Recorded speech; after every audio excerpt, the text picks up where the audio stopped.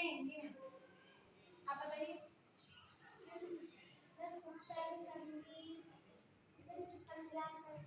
हाँ ठीक है, बैठिए।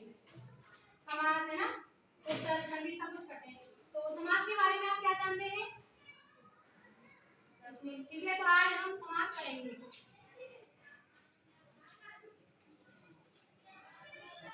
मैंने बेटा लिखा है।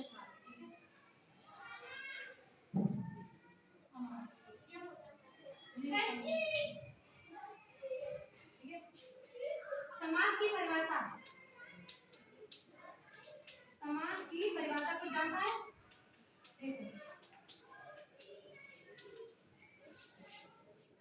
दो शब्दों के मेल से, दो शब्दों के मेल से एक नया सार्थक शब्द बनता है। सार्थक यानी जिसका अर्थ निकल रहा हो, एक सार्थक शब्द बनता है, उसे समास कहते हैं। क्या कहते हैं उसे? समास कहते हैं। जैसे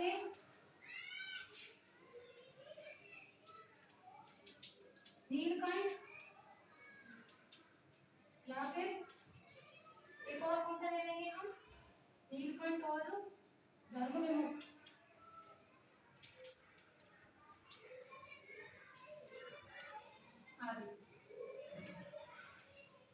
समास के प्रकार कितने होते हैं कुछ जानते हैं?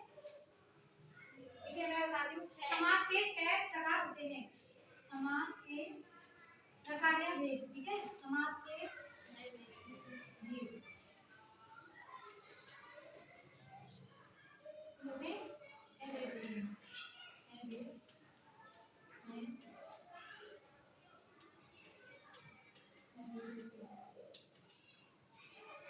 मैं ऊपर लिख रही हूँ, ठीक है, उदाहरण से निकाल लिया।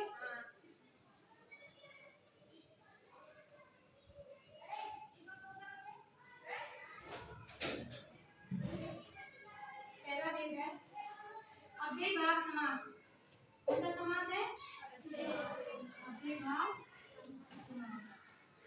इसकी परिभाषा लिखेंगे हम अव्ययभाव समास की। वह समास जिसका प्रथम पद यानी कि जो पहला पद है वो, जिसका प्रथम पद अव्यय होगा या फिर उपसर्ग होगा। प्रथम पद अव्यय या उपसर्ग हो तथा द्वितीय पद संज्ञा या विशेषण हो। द्वितीय पद कौन सा होगा? संज्ञा या विशेषण। वहां पे कौन सा समास होगा?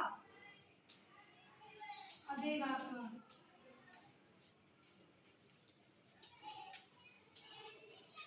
अव्ययभाव समास होगा।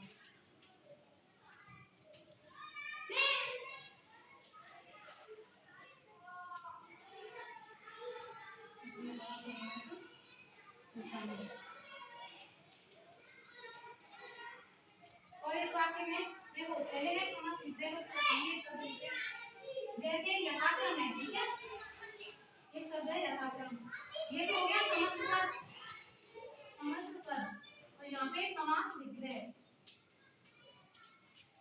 समास विग्रह करेंगे तो कैसे होगा? यथाक्रम यानी कि क्रम के अनुसार, क्रम के अनुसार। और एक होगा प्रत्येक, प्रत्येक में हर एक। तो इसमें प्रति उपसर्ग है ना, उपसर्ग आ रहा है तो समझ में आ रहा है ना कि अव्ययभाव समास है। ठीक है, ये समझ में आया। और इसका दूसरा भेद पढ़ेंगे।